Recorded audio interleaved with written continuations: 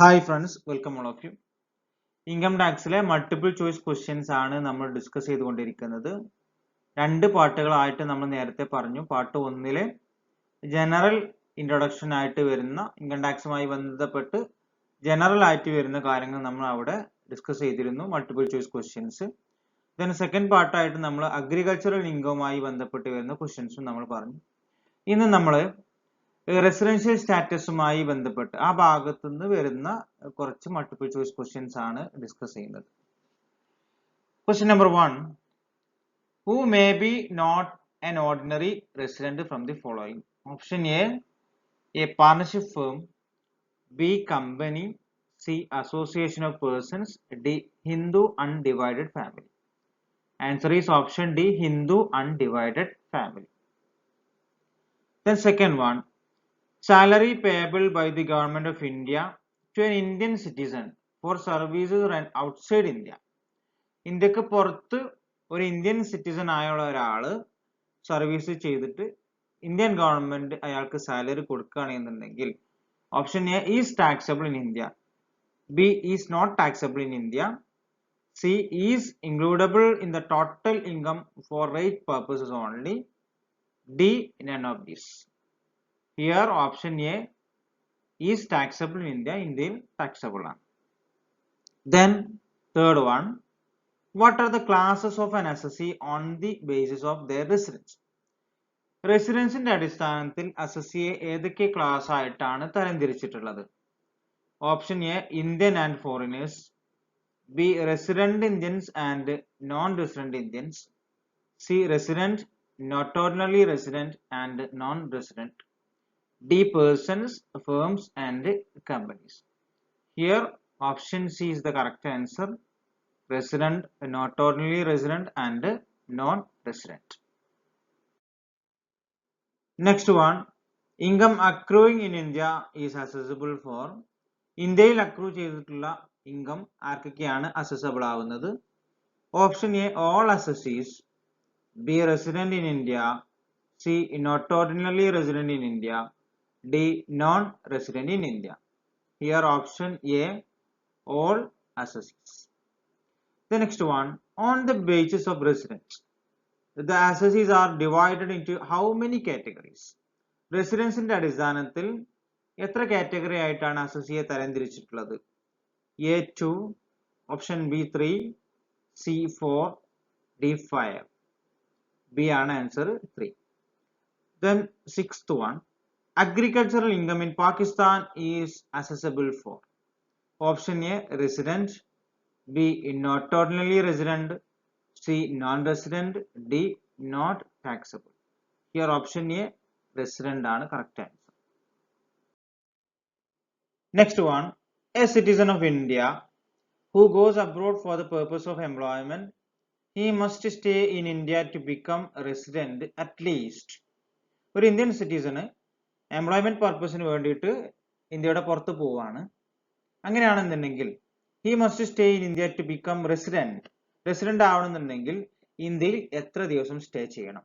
At least option A 182 days, B 90 days, C 60 days, D 180 days.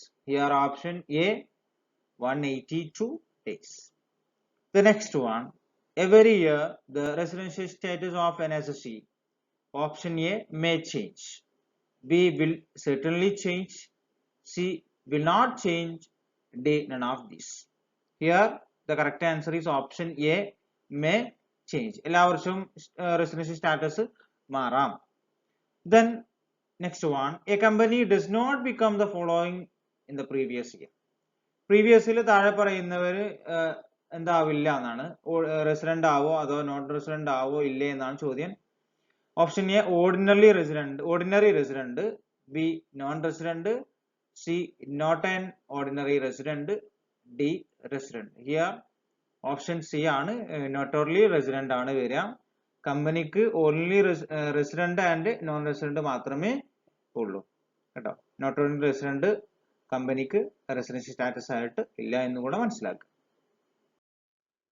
Incidents of ടാക്സുമായി ബന്ധപ്പെട്ട ഒരു 3 question കൂടെ പറഞ്ഞിട്ട് നമുക്ക് വൈൻഡപ്പ് ചെയ്യാം.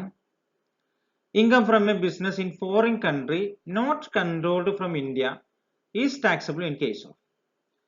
ബിസിനസ്സിൽ നിന്ന് കിട്ടുന്ന ഇൻകം ആണ് ഇന്ത്യക്ക് പുറത്താണ് കിട്ടുന്നത്, ആ ഒരു business not controlled from India, ഇന്ത്യയിൽ നിന്നല്ല ആ ബിസിനസ് കൺട്രോൾ ചെയ്യുന്നത് എങ്കിൽ ആർക്കൊക്കെയാണ് അത് ടാക്സബിൾ ആവുന്നത്?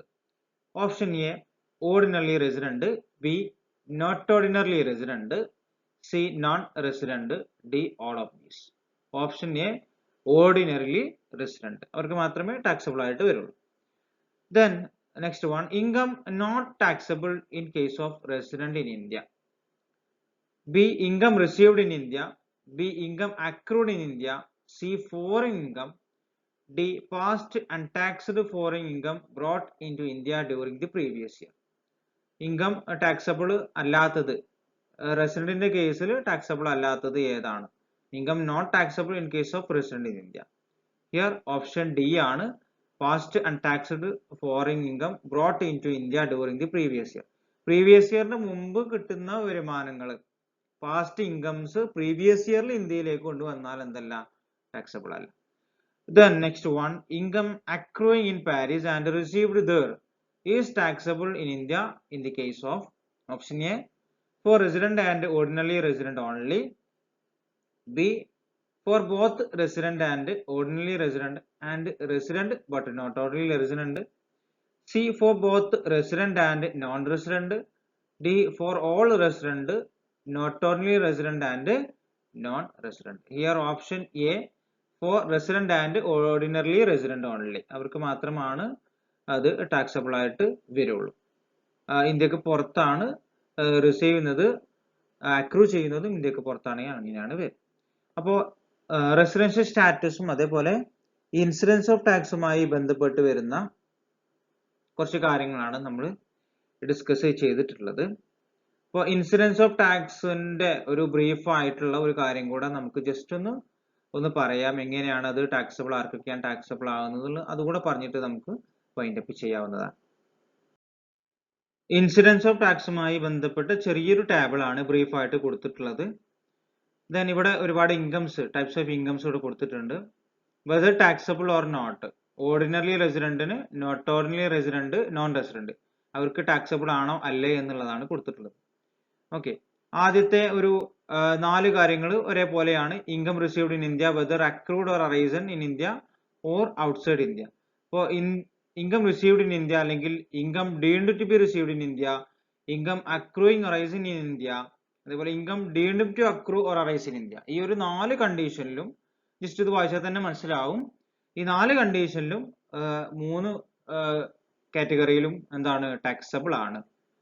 ദെൻ ഫിഫ്ത്ത് വൺ നോക്കൂ, income received and accrued or arisen outside India from a business controlled from India or profession setup India. Income receive ചെയ്യുന്നതൊക്കെ ഔട്ട്സൈഡ് ഇന്ത്യക്ക് പുറത്താണ്, പക്ഷെ അതിന്റെ സെറ്റപ്പ് ഇന്ത്യയിലാണെന്നുണ്ടെങ്കിൽ ഓർഡിനറി റെസിഡന്റിനും നോട്ട് ഓൺലി റെസിഡന്റിനാണ് ടാക്സബിൾ ആയിട്ട് വരിക, നോൺ റെസിഡന്റിന് ടാക്സബിൾ അല്ല. ഓക്കെ, ദെൻ ഇനി income received and accrued or arisen outside India from a business controlled from outside India or a profession setup outside India, എല്ലാം പുറത്താണ്. ഇൻകം റിസീവ് ചെയ്യുന്നത്, അറൈസ് ചെയ്യുന്നതും അക്രൂ ചെയ്യുന്നതും ഒക്കെ ഇന്ത്യക്ക് പുറത്താണ്. അതേപോലെ ആ ബിസിനസ് കൺട്രോൾ ചെയ്യുന്നതും ഇന്ത്യക്ക് പുറത്താണ് എന്നുണ്ടെങ്കിൽ ഓർഡിനറി റെസിഡന്റിന് മാത്രമാണ് ടാക്സബിൾ ആയിട്ട് വരിക. Okay, then income received and accrued or arisen outside India from any other source, മറ്റുള്ള സോഴ്സുകളിൽ നിന്നൊക്കെ ഇന്ത്യക്ക് പുറത്താണ് കിട്ടുന്നത് എങ്കിൽ ഓർഡിനറി റെസിഡന്റിന് മാത്രമാണ് ടാക്സബിൾ ആയിട്ട് വരുന്നത്. ദെൻ ഈ 2 കണ്ടീഷനിലും ആർക്കും ടാക്സബിൾ അല്ല. ഒന്ന്, income accrued or arisen and received outside India in earlier years but later on remitted to India during the previous year. Previous ഇയറിന് തൊട്ട് മുമ്പത്തെ എല്ലാ വർഷങ്ങളിലും കിട്ടിയിട്ടുള്ള വരുമാനം, ഇൻകംസ് ആ പ്രീവിയസ് ഇയറിലാണ് റെമിറ്റ് ചെയ്തത് എങ്കിൽ ആർക്കും ടാക്സബിൾ അല്ല. അതേപോലെ പാസ്റ്റ് അൺടാക്സ്ഡ് ഫോറിൻ ഇൻകം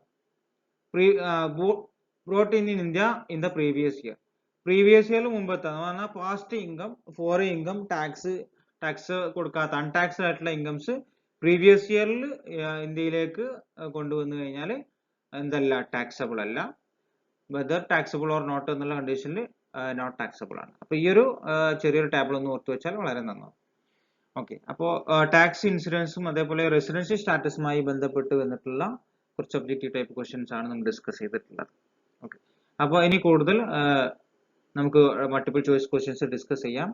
അപ്പോൾ നിങ്ങൾ ആദ്യമായിട്ടാണ് ചാനൽ കാണുന്നതെങ്കിൽ തീർച്ചയായും നിങ്ങൾ ചാനൽ സബ്സ്ക്രൈബ് ചെയ്യുക. കൂടെ തന്നെ ബെല്ലൈക്കൺ കൂടെ എനേബിൾ ചെയ്ത് കഴിഞ്ഞാൽ നിങ്ങൾക്ക് വീഡിയോ നോട്ടിഫിക്കേഷൻ ആയിട്ട് ലഭിക്കുന്നതായിരിക്കും.